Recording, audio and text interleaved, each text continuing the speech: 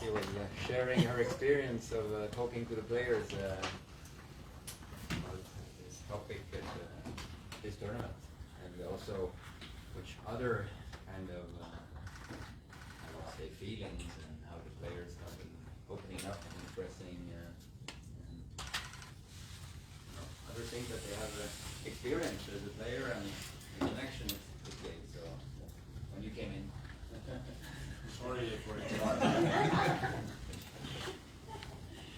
And going back, like talking about how they can have children and they are women, so they should stay in the kitchen and cook and not play football. But I shared my story, how I'm a mother of two beautiful girls, and I played football and in the youth level, played professional in the US, and now I reside there, and I'm giving back to the society, giving back to the young girls that also want to play and be a mother someday.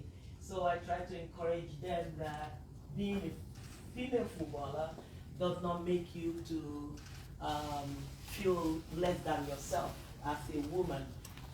It makes us bring the beauty of the game to the world to see. And with Jessica with me on the stage, the next time that we did it again, the second time, it was more beautiful because she talked about her own ordeal, playing because they won't let her dress up the way she wants, feel comfortable and all of that. So I would let her share her own feeling on the stage and everything. And Jill was there too. It was very impactful. Yes, like Nancy told, but it was good to share the story, our story, in front of these girls, these young girls, and what we do as a player of this panel, as a team, to try to work against racism and discrimination. I share my story because now in France I can't play because I wear hijab. In France we can't play football. Girls can't play football because they wear hijab, and I think it's a big problem because I think football must unite the world and must be for everybody. We mustn't care about religion, but race, sex. We are just seeking to play football, and it must be for everybody in the world, even for girls who wear hijab, because I think because of football we can be in a good situation, we can share things with other people, and we can open the marriage. So I think we must do something as a player panel to be and to feel that when we are on the field we are safe and we are in security, and we can just play football, and because football is just a game, and everybody must play and must have a game. I just share that in front of all these young girls. Mikael just came from Doha. Yeah. So with the boys, be a different experience. Yeah, totally different. Lot of testosterone ready to fight to get the trophy. Yes, I was with Gert and Pavel, and we had a good experience as well on stage amongst the high performance specialists. And Arsene came as well to give some advice to the boys. So they were ready and they listened to what we have to say about our actions, what we've been doing for the last year or so. And yeah, they took notice of what we're doing, especially when you mentioned the names of the first vice panel, Mr. George Malondor, it speaks by itself.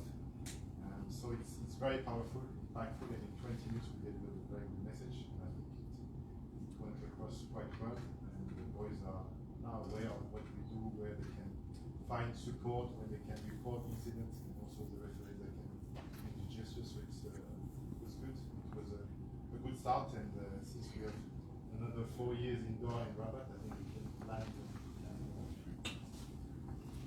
Now the president is here now, and he always says that we need to responsibilize people. around the globe, competition organizers and federation, some that are doing really well, big action, who presented what they do, the action plan that they've got, how we can work together, because you always say that the money of football needs to stay in football. So if UEFA does a project, CONMEBOL does a project, we use the money to do a same project. It's also maybe not clever from our side. The players panel gave the feedback that they have. We will be meeting again online, obviously, to keep working. They have youth competition as well. The purpose of the meetings is not political; it's operational for this fight that we all do, and to make sure that everybody is on the same track. These were 2 days. If I summarize this properly, Ivan, maybe you can touch base. And Mr. George also came and said that we need to make sure that we sensibilize the governments and to touch base the communities. And Mr. George, maybe you want to address people here while the president is here. Well, thank you. I think I prepared a speech on behalf of the panel. So, Mr. President, good to see you. Distinguished ladies and gentlemen, on behalf of the legends, my fellow panelists, I would like to extend deepest thanks and appreciation to you, Gianni Infantino, President of FIFA, for giving us this important opportunity to serve on this panel aimed at fighting racism and discrimination in this beautiful game. As the great Nelson Mandela once said, racism is a blight human conscience we all must work to eliminate. This disease from the beautiful game, on and off the pitch. I want to thank all my fellow panelists for stepping up to this huge challenge. We must build upon current efforts by FIFA, the various federations, our partners in government and civil society, and find new and innovative solutions to this ugly situation. Since yesterday, a lot of work has been done here in Rabat. As we continue the discussion today, let us remember that humanity depends on all of us to succeed. On behalf of the panel members, I also wish to assure everyone that as individuals who have personally experienced racism during our own careers, we understand how profoundly damaging it is, not just to the sports, but to players, fans, supporters, and humanity at large. To my fellow distinguished panelists, it is a proud moment working with all of you together as we strive to kick racism out of the beautiful game, for the good of the game and for humanity. Thank you. Mr. President, welcome.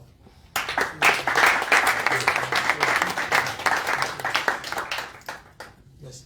Merci, Monsieur.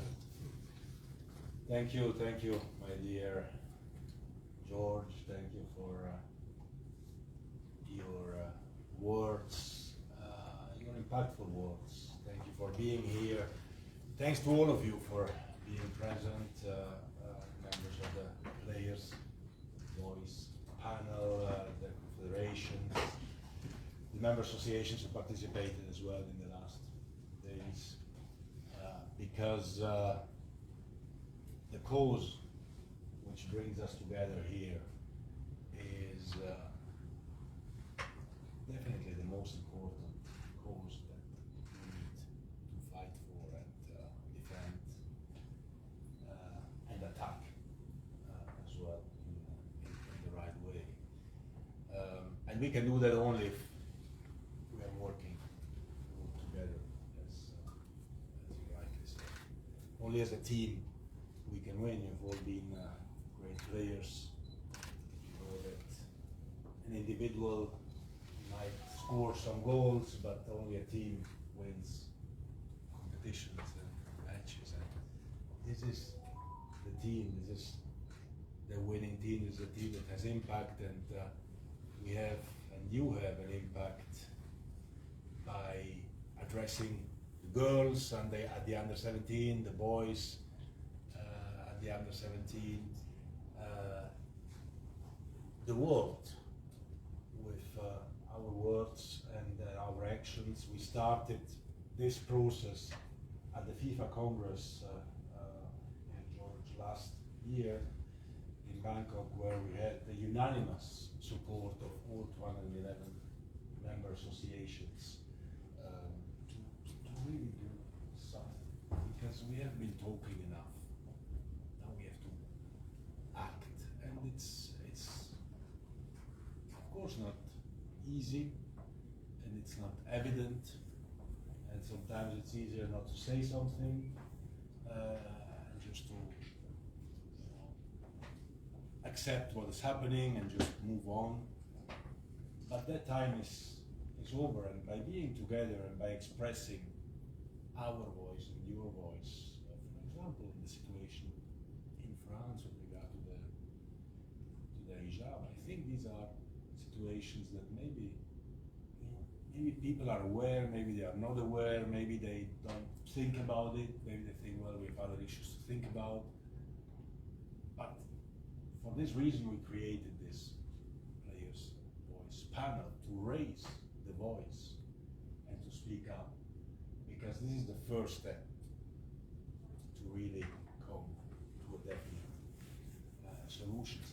The other steps that we have put in place, that you've been speaking about, that you know that the regulations, the sanctions, we changed our disciplinary code, we increased, of course, the sanctions, the education programs at competitions, but also more generally in schools, in the framework of the Football for Schools program of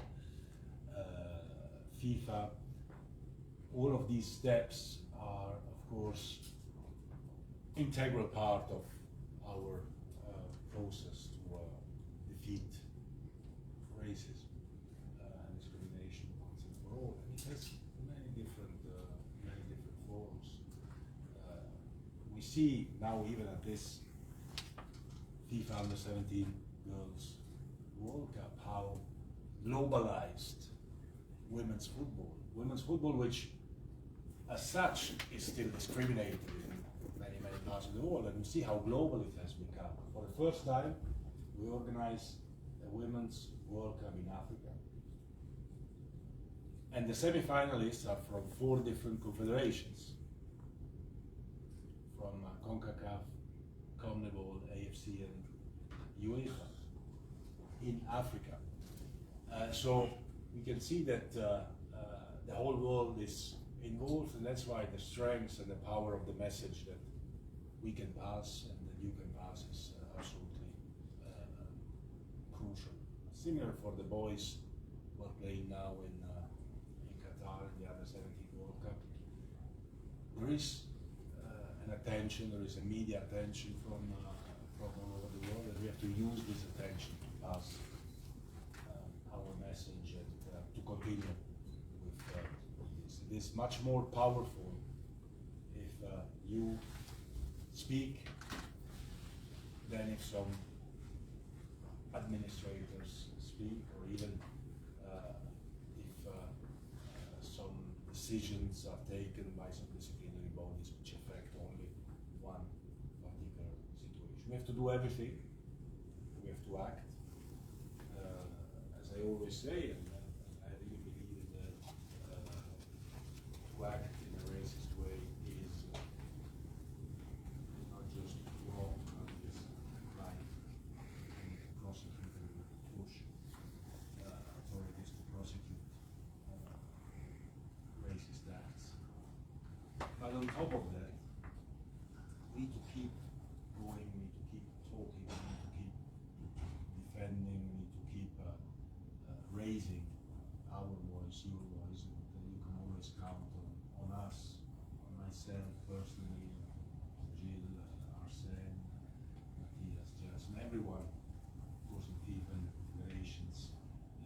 we always need to remind ourselves why we are here. Because sometimes we tend to think that there are other things we are doing, which is right, but this is for us the most important cause, because it has to do with education, it has to do with the way we want to raise our children as well for a future that should bring people together. Football brings people together, football unites the world, and we need to unite the world also by passing on the right messages. So we have been doing great work in the last couple of days here. We are continuing this work together. This is again, it's the beginning of our actions, and let's make sure that our voice, that your voice, the players' voice is heard, not just here in Morocco. It is beautiful, actually. You've probably seen it, visited this beautiful center. It's beautiful as well. But from here, all over the role of the players and the players' voice panel is absolutely crucial. So big thank you from me personally, from FIFA, from everyone that loves the game, for your engagement, for your commitment, for your time, for you putting yourself at disposal for this wonderful cause, which will have an impact in lives of many people, particularly many girls. And this is, I think, the most beautiful gratification that we have, knowing that what we do, has a real impact, changing and impacting lives. Thousands, maybe millions of children out there. So let's continue the great job, let's continue great work, and let's work together as a team, and let's win this. Let's win this World Cup. This is the World Cup we will win together. Yeah. Thank you, Mr. President. Matilda and Jason, they are great leaders, they are good team, and confident in this caliber of personality on the table. And I believe that they can deliver. Thank you for the opportunity. Thank you so much. The family picture Yes. outside, Yes. and then there is the players' union.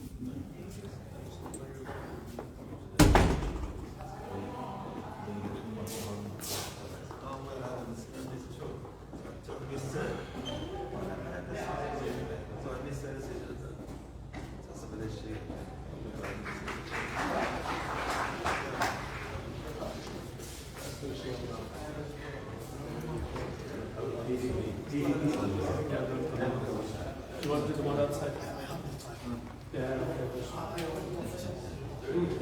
I know.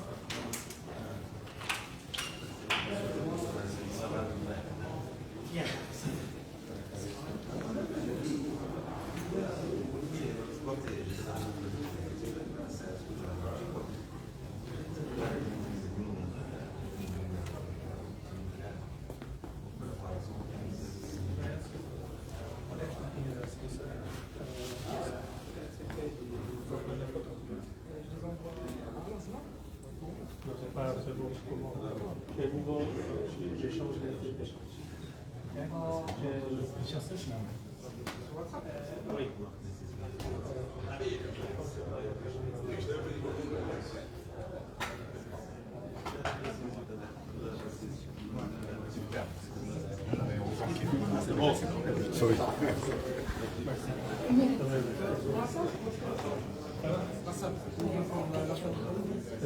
Ça, la goutte. La goutte, c'est ça. Oui. Et après,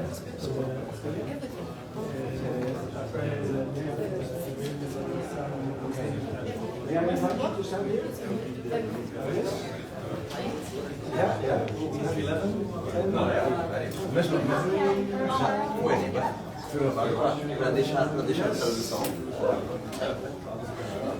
Ouais, quelle heure?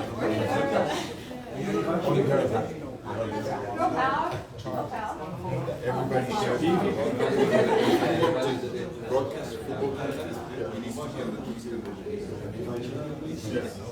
PvP team members. Yeah, players are Il faut enlever le. Ça,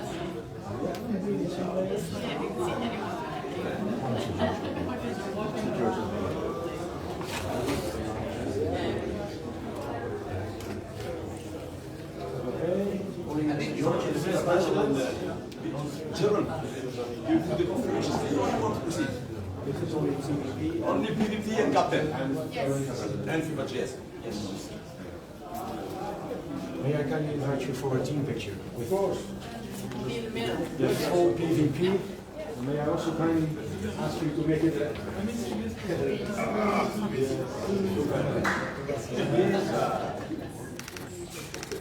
Are you okay? Yeah, I see. Very nice. Yeah. Thank you.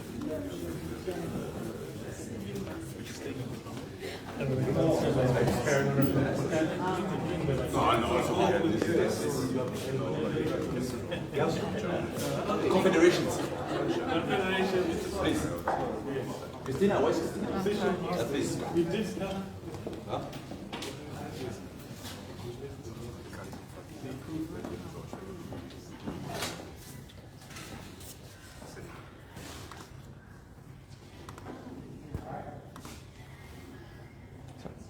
Oh, thank you.